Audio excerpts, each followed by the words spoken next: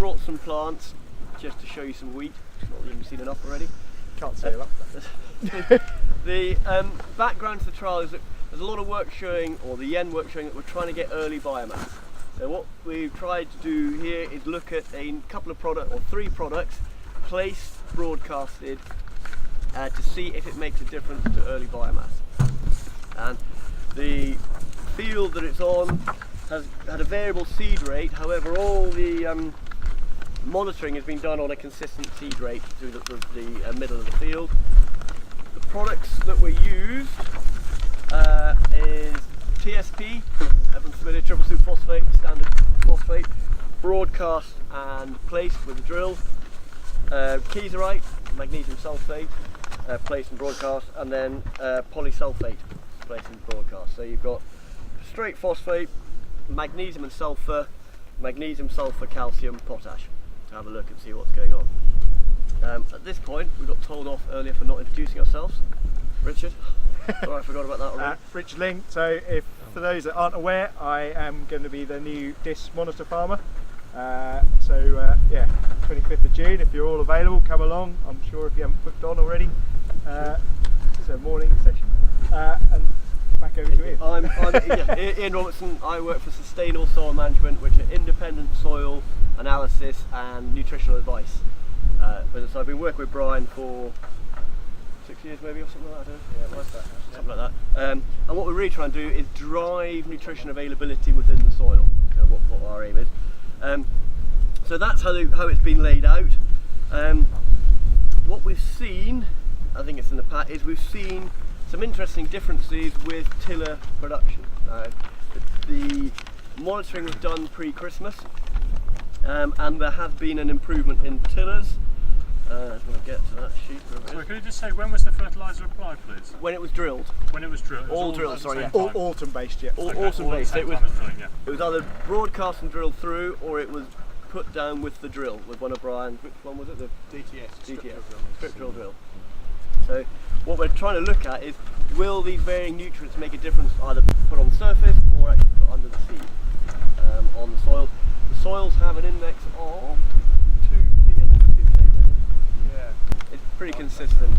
I think it's pretty consistent. I should know that, but it's pretty consistent up there.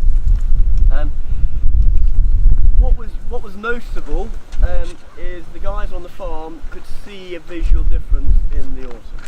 Yeah, I came out and I could see where you'd place the fertiliser. That was all up in rows, and the other part of the field hadn't actually come through. It's just quite amazing that you just had that section which had placement was up and away before anything else. It was, I was quite stunned actually. I didn't expect to see it, but we did. Yeah. So I did. Did you there's nothing fancy about like more end or whatever. Was there any form of growth promoter on the seed?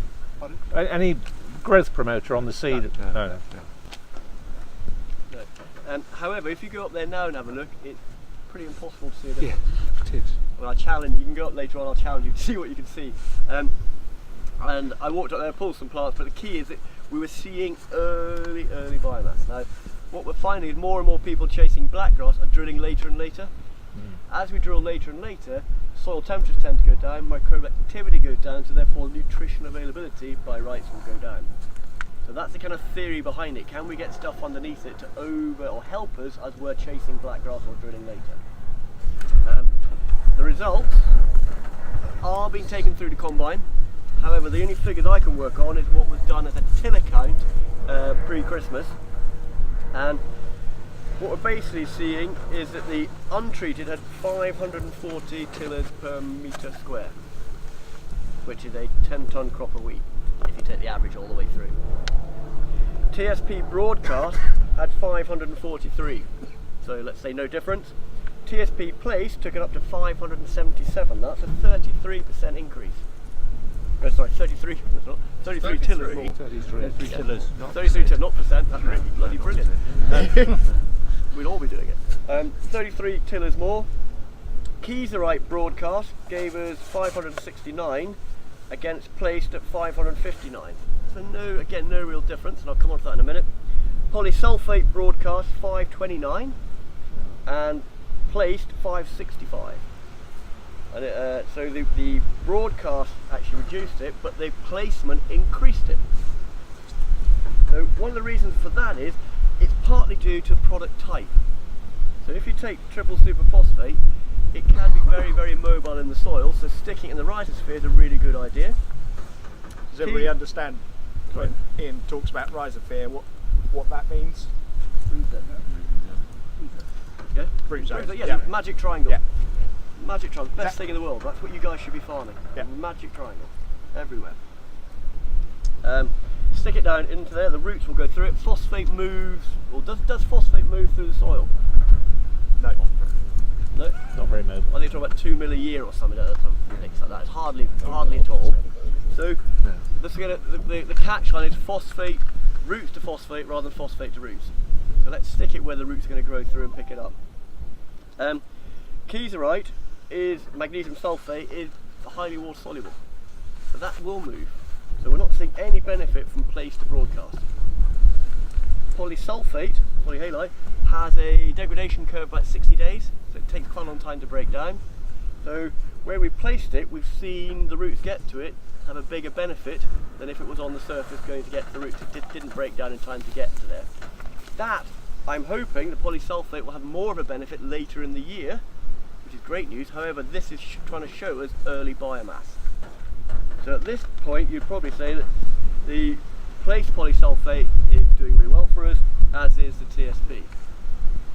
When you put it into subjective yield, and again, this is a big stretch of imagination, and what we've basically done is taken the tillers, 36 grains per ear at 52 milligrams per grain, and we can see the untreated has got a yield potential when we did this of 10.1 tonne.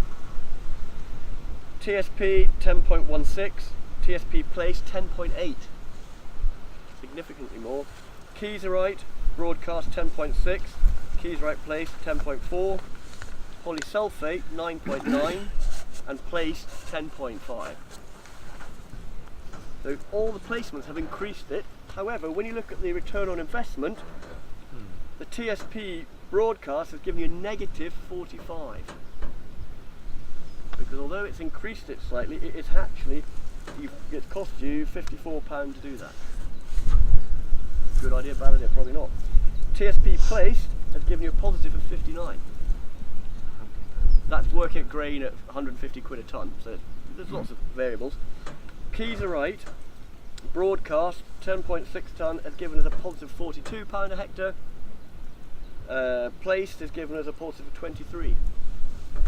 So again, there's not a lot of difference there. Polysulfate broadcast has given us a negative of 57 at this point.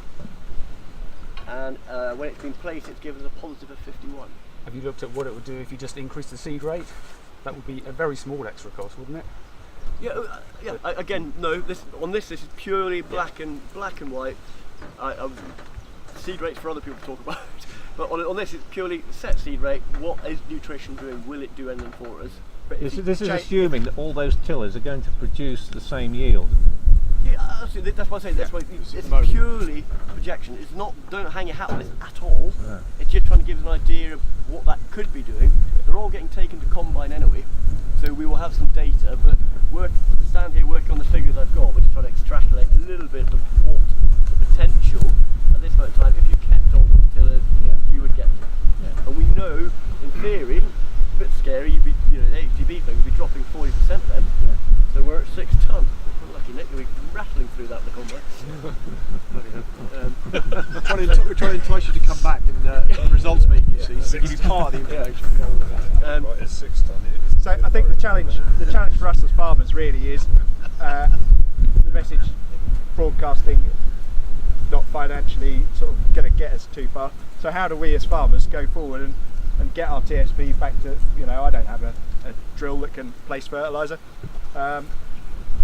So at home, what we do, we're using muck, but that's us personally, right or wrong. But we still have to incorporate it to get it going.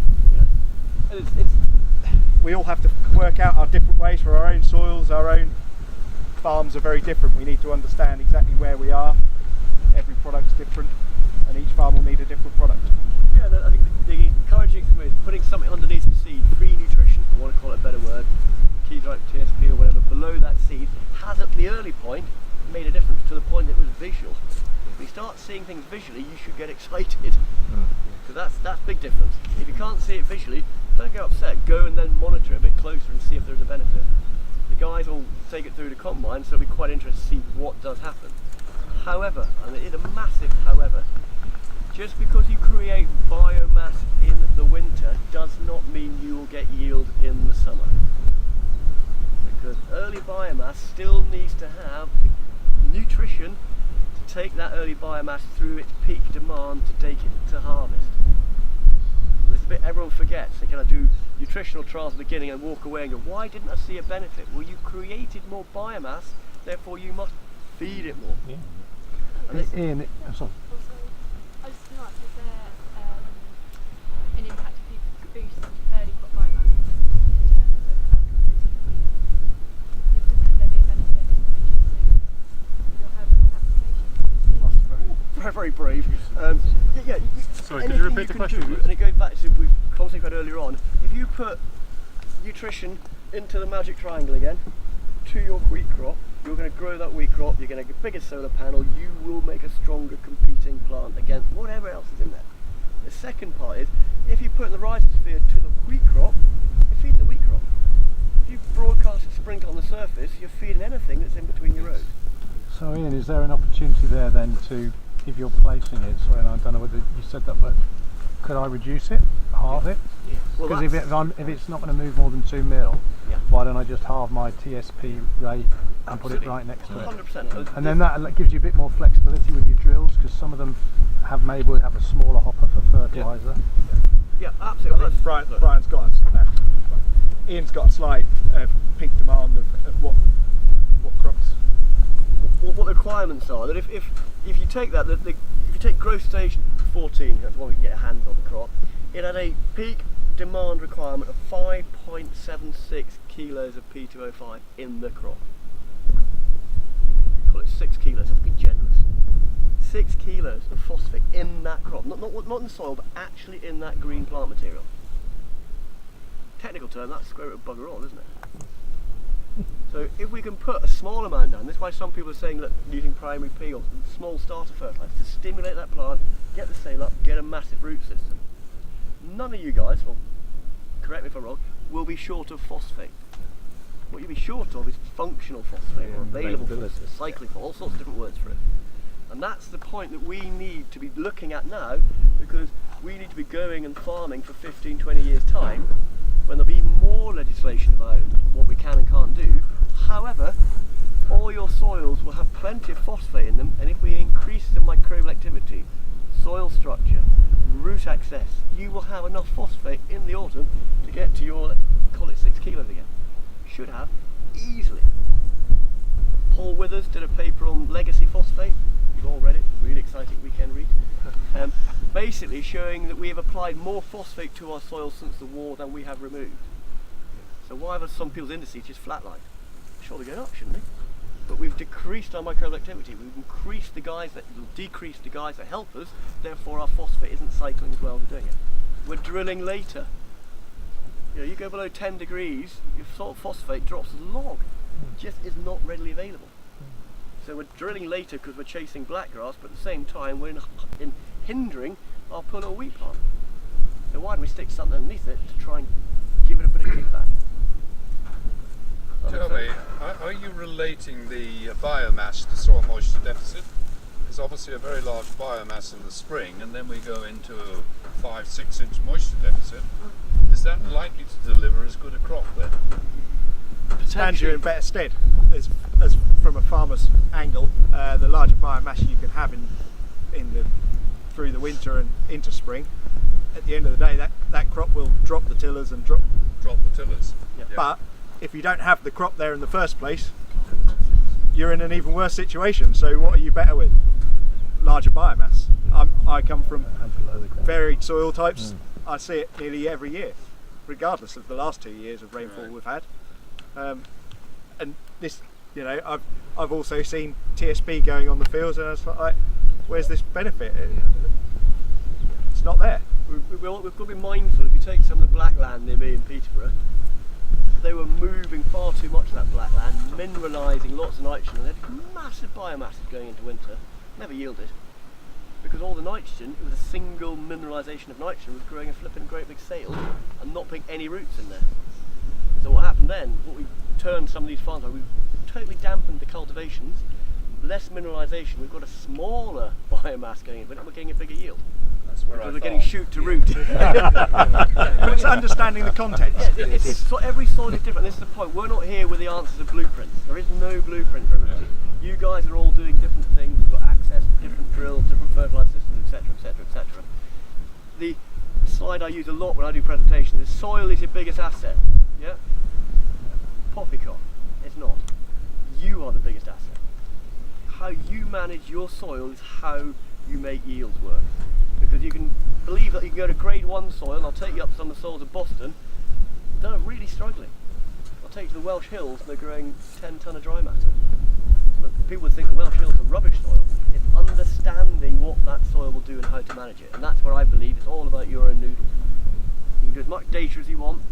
Which is also coming out of Yen. Yeah. So one last question for you. The crop of wheat behind you, and then you'll be allowed to go. How many kilos of nitrogen is in that standing crop of wheat, please? I'm a new scientist. 140?